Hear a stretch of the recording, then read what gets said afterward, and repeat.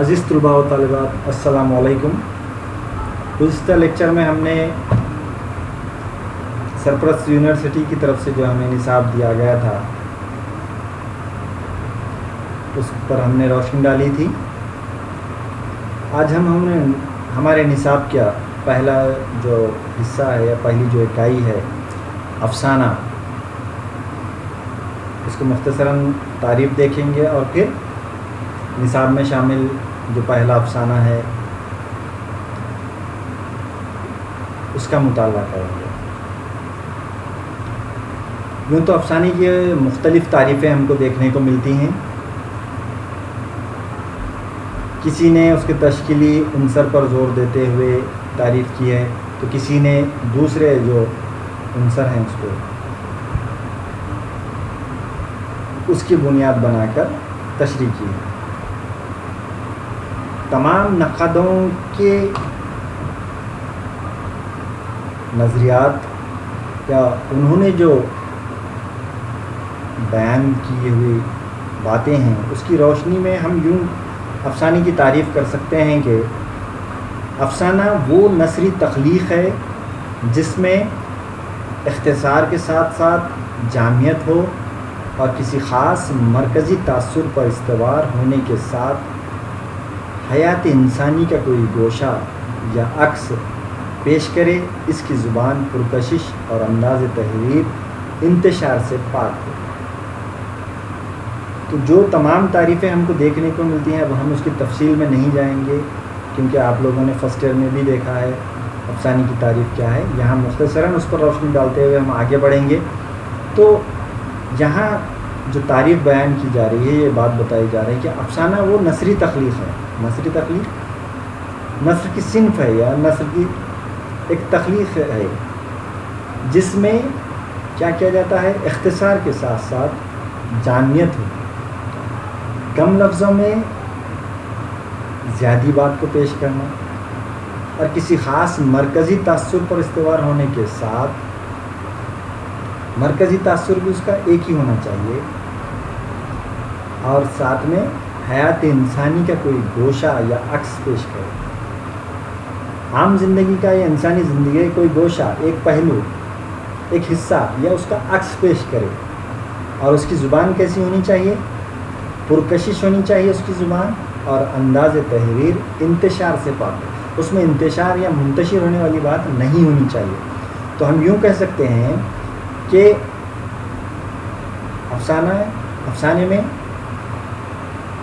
ایسی نثر لکھی جاتی ہے جس میں اختصار کے ساتھ ساتھ جامعیت بھی ہوتی ہے، پھر مرکزی تاثر بھی ہوتا ہے، اور جو مرکزی تاثر پیش کیا جاتا ہے اس میں حیات انسانی کا کوئی ایک گوشہ یا کوئی ایک عکس ہم کو دیکھنے کو ملتا ہے، اور اس کے لیے جو زبان استعمال کی جاتی ہے وہ پرکشش ہوتی ہے اور اس کا انداز تحریر انتشار سے پاک ہوتا ہے۔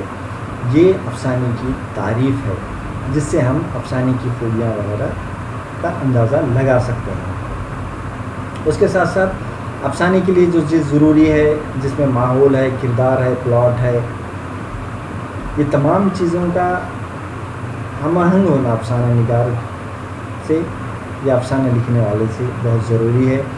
زبان عام فہم اور الفاظ معنی خیز ہوں، وحدت تاثر جس سے مختصر افسانے میں مرکزی حیثیت حاصل، یعنی کہ ایک تاثر افسانے نے چھوڑنا چاہیے۔ تو اس کے لیے جو ضروری قرار دیا گیا ہے وحدت تاثر ہو، اور تکراری خیالات سے گریز کرنا چاہیے افسانہ نگار، مقصد کی بلندی ہو، فنی چابکدستی اور کردار کی نفسیات سے گہری واقفیت حاصل ہونی چاہیے، اور اتنی جاذبیت اور کشش ہو کہ قاری کہانی میں کھو جائے اور افسانے کے اثر انگیز اختتام تک اس کا تجسس اور دلچسپی برقرار رہے۔ تو افسانہ اس طرح کا ہونا چاہیے کہ قارئین جب اسے پڑھیں، اس کا مطالعہ کریں تو وہ اس میں کھو جائیں، اور اس کا جو اختتام ہونے والا ہے اس کے لیے وہ تجسس ان کے اندر پیدا ہو، اور آخر تک وہ دلچسپی ویسے ہی برقرار رہے اور ساتھ ہی آخر میں اس کا ایک اثر قارئین پر پڑے. اور یہ سب اس وقت ممکن ہو سکتا ہے جب افسانہ نگار افسانے کے تمام تشکیلی اجزاء میں توازن و ہم آہنگی برقرار رکھنے کے ساتھ ساتھ زبان و بیان پر اچھی طرح قادر، تعمیری نقطہ نظر کا حامل اور انسانی نفسیات سے گہری واقفیت رکھنے والا. تو ہم یوں کہہ سکتے ہیں کہ افسانہ نگار اگر اچھا ہے یا خوبیوں والا ہے تب ہی وہ افسانہ ایک ہم پر تاثر رکھے گا یا تاثر چھوڑ کر جائے گا. اور اس میں جو اجزاء ہیں افسانے کے لیے، جیسا پلاٹ ہے، کردار ہے، ماحول ہے، وحدت و تاثر ہے، یہ سب کا ہونا ضروری ہے. یہ سب اگر ہم کو افسانے میں ملتے ہیں تو وہ ہم پر ایک اچھی چھاپ چھوڑتا ہے. اور اس سے ہم کہہ سکتے ہیں کہ جو افسانہ نگار ہے اس نے فنی مہارت کے ساتھ یہ افسانہ مکمل کیا ہے یا تحریر کیا ہوا ہے. ان باتوں کو ہم ذہن نشین رکھ لیں اور آئندہ جو افسانے پڑھ رہے ہیں یا جن کا ہم مطالعہ کرنے جا رہے ہیں ان کو سمجھنے کی کوشش کریں گے کہ یہ افسانہ نگار نے جو افسانے لکھے ہیں اس میں کون سی خوبیاں ہیں. کیا انہوں نے افسانے کے جو اجزاء ہیں یا جو چیزوں کو لازمی قرار دیا ہے، جو خوبیاں ضروری قرار دی گئی ہیں، جو شرائط بیان کی گئی ہیں، اس کو افسانہ نگار نے کس حد تک کامیابی کے ساتھ برتا ہے، اس پر ہم تھوڑا سا دھیان دے کر مطالعہ کریں گے آئندہ کے افسانے. تو چلیے ہم اب بڑھتے ہیں ہمارے نصاب میں شامل جو پہلا افسانہ ہے اس کی طرف. منشی پریم چند کا لکھا ہوا افسانہ ہے. نصاب میں شامل جو افسانہ ہے وہ ہے منشی پریم چند کا، اور اس افسانے کا نام ہے عیدگاہ. ہم اگر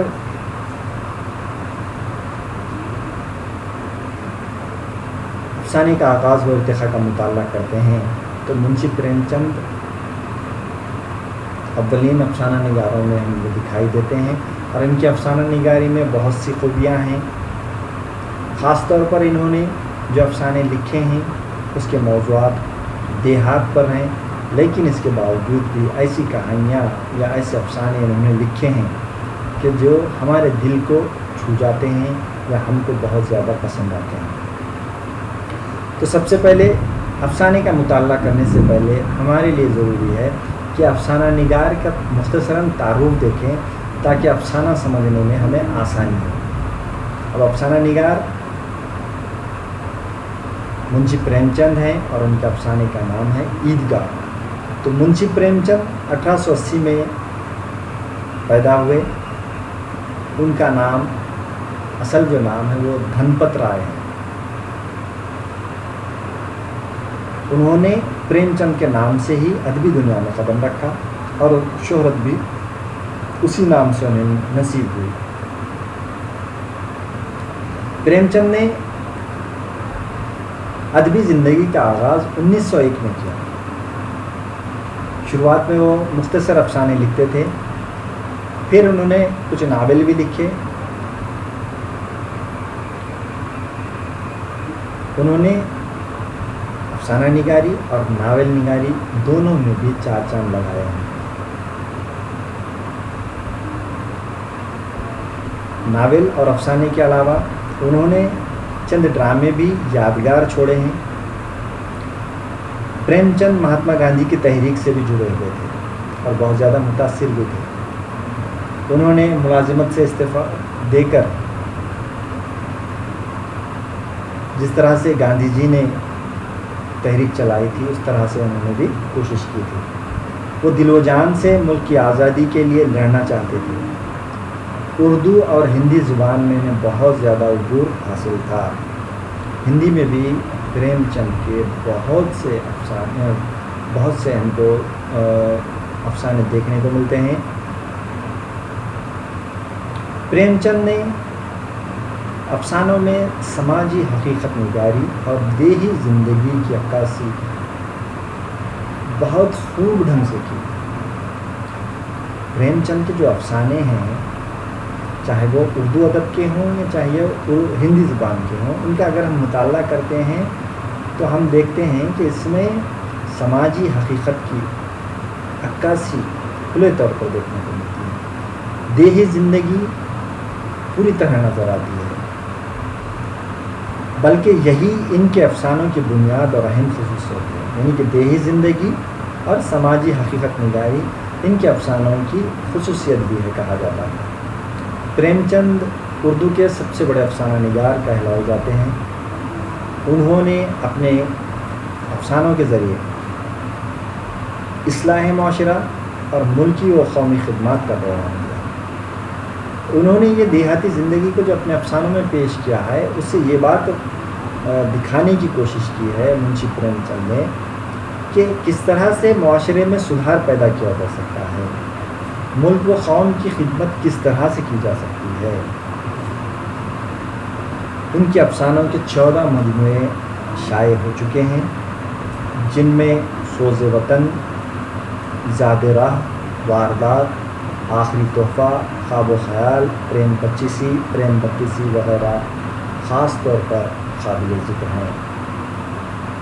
اب دیکھتے ہیں ہم کہ منشی پریم چند نے 14 افسانے مجموعے شائع کیے ہیں، جس میں جن کے نام کچھ اس طرح سے ہیں: سوز وطن، زاد راہ، واردات، آخری تحفہ، خواب و خیال، پریم پچیسی، پریم بتیسی وغیرہ وغیرہ، اور بھی نام ہیں۔ یہ سب بہت زیادہ قابل ذکر افسانے مجموعے ہیں، جنہیں بہت زیادہ شہرت بھی نصیب ہوئی، اور 1936 میں ہی منشی پریم چند کا انتقال ہوتا ہے۔ منشی پریم چند نے اپنی پوری زندگی میں مختلف عنوانات کے تحت جو افسانے لکھے ہیں، ان افسانوں سے ہمیں ایک سیکھ ملتی ہے، اور ان کا جو جذبہ تھا قوم کو بیدار کرنے کا، یا ملک و قوم میں ایک طرح کا بیداری پیدا کرنے کا، ان کے ہر افسانے میں یہ خوبی ہمیں دکھائی دیتی ہے۔ نصاب میں شامل عیدگاہ جو افسانہ ہے، بہت ہی خوبصورت اور بہت ہی پیارا افسانہ ہے۔ اس کا ہم تفصیلی جب مطالعہ کریں گے تو آپ لوگ منشی پریم چند کی افسانہ نگاری کی خوبیوں سے واقف ہوں گے۔ کس طرح سے ایک چھوٹے سے لڑکے حامد کی کہانی کو منشی پریم چند نے مختلف واقعات کو سلسلہ وار پیش کر کے سماج میں جو مزدور طبقہ لوگ ہیں یا غریب جو غربا ہیں، ان کی جو روزمرہ زندگی میں پریشانیاں آتی ہیں، مصیبتیں آتی ہیں، ان کو بہت ہی خوبصورت ڈھنگ سے پیش کیا ہے۔ بہت ہی جذباتی اور بہت ہی ہم یوں کہہ سکتے ہیں کہ ایک پیغام دینے والا افسانہ ہے۔ آئندہ آنے والے لیکچر میں ہم اس افسانے کا مطالعہ کریں گے۔ شکریہ۔